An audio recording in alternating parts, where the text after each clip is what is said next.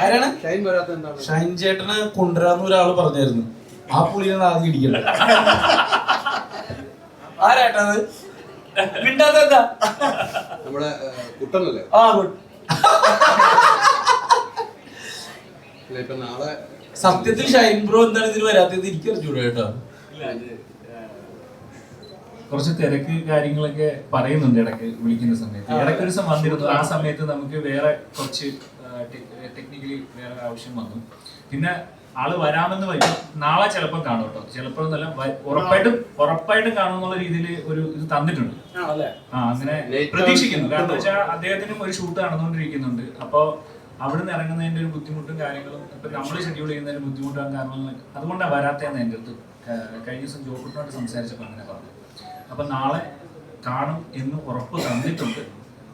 നോക്കാം. ഈ സിനിമയുടെ പ്രൊമോഷൻ നമ്മൾ കാണുമ്പോൾ നേരത്തെ നിങ്ങൾ പറഞ്ഞാൽ കേട്ടിരുന്നു, കുറച്ച് പറഞ്ഞിട്ടുള്ളൂ.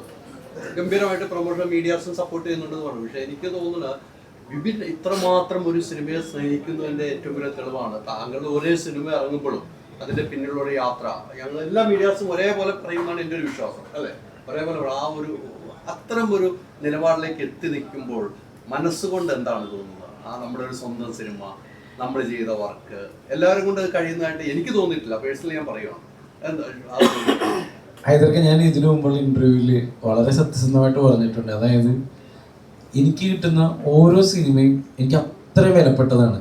അത്രയും വിലപ്പെട്ടാണെന്ന് പറഞ്ഞാൽ അത്രയും വിലപ്പെട്ടാണ്. അപ്പൊ ഞാൻ ആ പടത്തിന് വേണ്ടിയിട്ട് നമുക്ക് ചിലതൊക്കെ നമുക്ക് അതിന് പടം കാണുമ്പോഴേ ചിലത് അറിയായിരിക്കും, ചിലപ്പോൾ ഷൂട്ട് ചെയ്യുമ്പോഴേ അറിയായിരിക്കും ഇവിടെ എങ്ങനെയൊക്കെ. എന്നാൽ പോലും ആ സിനിമയ്ക്ക് വേണ്ടി പരിപൂർണമായിട്ട് കൂടെ നിൽക്കുക എന്നുള്ളത് എനിക്ക് ചെയ്യാനുള്ളൂ. കാരണം ഞാൻ ഇതുവരെ അഭിനയിച്ച, എനിക്ക് തോന്നുന്നു കേരള ടുഡേ എന്ന് പറഞ്ഞിട്ട് മക്ബൂലിന്റെ ഒരു പടത്തിലാണ് ഞാൻ ആദ്യം ചെയ്യുന്നത്. ഞാൻ ജൂനിയർ ആർട്ടിസ്റ്റ് ആയിട്ടാണ്. രാവ് എന്ന് പറഞ്ഞ പടമാണ് രണ്ടാമത്, അജിത് പ്രകാശിസ്. ഞാൻ എല്ലാ പടം എനിക്ക് തന്ന ഓരോ അവസരം തന്ന ആളുകളെ ഞാൻ ഇപ്പോഴും നന്ദിയോടെ ഓർക്കുകയാണ്. കാരണം അത്രക്ക് ഇഷ്ടമാണ് ഈ പരിപാടി. അപ്പോൾ ഇതെനിക്ക് കിട്ടുന്ന ഈ സിനിമ ആയിക്കോട്ടെ, ഏത് പടമായിക്കോട്ടെ, ഇപ്പം ഞാനിപ്പോൾ എല്ലാ പടത്തിനും ഓടുകയാണെന്ന് നിങ്ങൾക്ക് അറിയാം. അതിനോടൊക്കെ ഏത് പടത്തിനോട് ഇപ്പം ഞാൻ അമർപ്പുറത്തോടേക്ക് നിന്ന അതേ രീതിയിൽ തന്നെയാണ് ഇപ്പോൾ സിനിമയ്ക്ക് നിൽക്കുന്നത്. അതിന് വേർതിരിവില്ല. കാരണം ഓരോ സിനിമയും എനിക്ക് വിലപ്പെട്ടാണ്. ഇനി അങ്ങോട്ടും അങ്ങനെ തന്നെ ഇരിക്കും. ഇതൊക്കെ അതിലൊരു മാറ്റം ഉണ്ടാവില്ല. സത്യത്തിൽ സ്ക്രിപ്റ്റ് ഒക്കെ എഴുതി വെച്ചിട്ട് ഇപ്പൊ 1.5 കൊല്ലം. ഒന്ന് നമ്മുടെ ഷാഫി സാറാണ് ഡയറക്റ്റ് ചെയ്തിരുന്നത്. അദ്ദേഹം നമ്മളെ വിട്ട് പോയെടുത്താണ് ആ സിനിമ അങ്ങനെ ഒന്ന് ബ്രേക്ക് ആയി പോയത്. ഇനി ഈ കൊല്ലം അത് ഇതിന്റെ കഴിഞ്ഞ ഉടനെ അടുത്ത പരിപാടി അതാണ് ചെയ്യാൻ പ്ലാൻ ചെയ്തേക്കുന്നത്. സ്ക്രിപ്റ്റ് തന്നെ ഞങ്ങൾ ഓൾറെഡി എഴുതി കഴിഞ്ഞു, റെഡിയാണ്, സംഭവം റെഡിയാണ്. ഈ കൊല്ലം ഉണ്ടാവും ബിപിൻ ജോർജ്, വിഷ്ണു ഉണ്ണികൃഷ്ണൻ ഒരു പടം.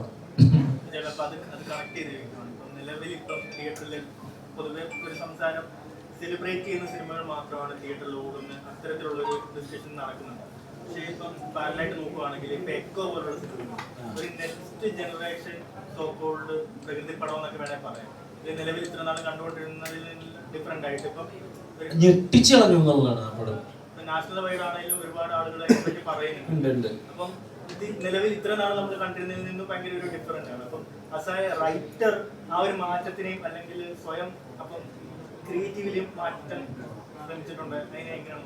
ഉറപ്പായിട്ടും. കാരണം എക്കോ നമ്മളുടെ സിസ്റ്റം മൊത്തം മാറ്റിയ, എക്കോ സിസ്റ്റം എന്നായില്ലേ, സിസ്റ്റം മൊത്തം മാറ്റിയ ഒരു സിനിമ തന്നെയാണ് എക്കോ. അത് എങ്ങനെയാണ് ഇപ്പോൾ അതൊന്ന് കണ്ടു എന്ന് വിചാരിച്ചു. നിങ്ങളെല്ലാവരും ഒന്നും കൂടി എടുത്തിട്ട് കണ്ടിട്ട് നിങ്ങൾക്ക് പേപ്പർ പേനും തന്നിട്ട് ഒന്ന് എഴുതാൻ പറഞ്ഞാൽ നിങ്ങൾക്ക് എഴുതാൻ പറ്റില്ല. ആ പടത്തിന് എങ്ങനെ കുറേ കാര്യമുണ്ട്. അത് ഈ പറഞ്ഞ പോലെ പുതുമയുടെ തന്നെ പുതിയ മേച്ചിൽപ്പുറമാണ്. അങ്ങനത്തെ സിനിമകളും ഉണ്ട്. ഈ പറഞ്ഞ പോലെ നമ്മുടെ ജോണറിൽ വരുന്ന തമാശ പടങ്ങളുണ്ട്. എല്ലാത്തിനും ഇവിടെ സ്പേസ്. അതാണ് ഞാൻ പറഞ്ഞത്. എല്ലാത്തിനും അത്രയും ഡിഫറെൻറ്റ് പടം വരുമ്പോഴും സത്യനാന്തിക്കാട്ട് സാറിൻ്റെ പോലത്തെ സിനിമയാണ് സർവമായ. അതും ഭയങ്കര രസമായിട്ട് ഓടിയതാണ്. ഞാൻ പറഞ്ഞ ഞങ്ങൾക്ക് ഉണ്ടായ ആത്മവിശ്വാസം. അത് ഒരു റൈറ്റർ എന്നുള്ള നിലയിൽ ശരിക്കും നമ്മുടെ ബ്രെയിൻ സ്റ്റോമിങ്, മസ്തിഷ്ക പ്രക്ഷാളനം എന്ന് പറയും, അത് നടത്തിയ എക്കോ.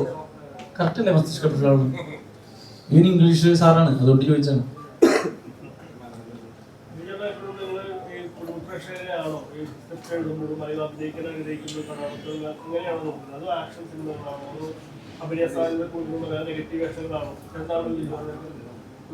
ഞാൻ നേരത്തെ പറഞ്ഞില്ലേ, എനിക്ക് കുഞ്ഞ് എടാ എന്ത് റോളും എന്ന് വെച്ചാൽ എനിക്ക് തരുന്നതെല്ലാം ഞാൻ ചെയ്യുന്നുണ്ട്. ബാഡ് ബോയ്സിൽ ഞാൻ ഒരു ഹ്യൂമർ അല്ലേ ഫുള്ള് ചെയ്തത്. ഗുമസ്തനിൽ ഞാനാകെ 10 മിനിറ്റേ ഉള്ളൂ.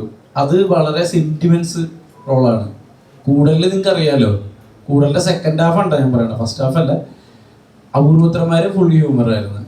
അപ്പൊ അങ്ങനെ കിട്ടുന്നത് ഈ പറഞ്ഞ പോലെ ദൈവാനുഗ്രഹം എന്നും പറഞ്ഞിട്ട് ചെയ്യുന്ന ആളാണ് ഞാൻ. ഇന്ന സംഭവമൊന്നുമില്ല, ഒരു കുടുംബത്തിൽ തന്നെയുള്ള എല്ലാവരും ഉള്ളത്. നമ്മൾ പറയുന്ന ജെൻസി എന്ന് പറയുന്നതും കുടുംബത്തിലുള്ളവരല്ലേ അല്ലേ? അതുകൊണ്ടാണ് കുടുംബം എന്ന് പറഞ്ഞത്, കംപ്ലീറ്റ് പാക്കേജ്.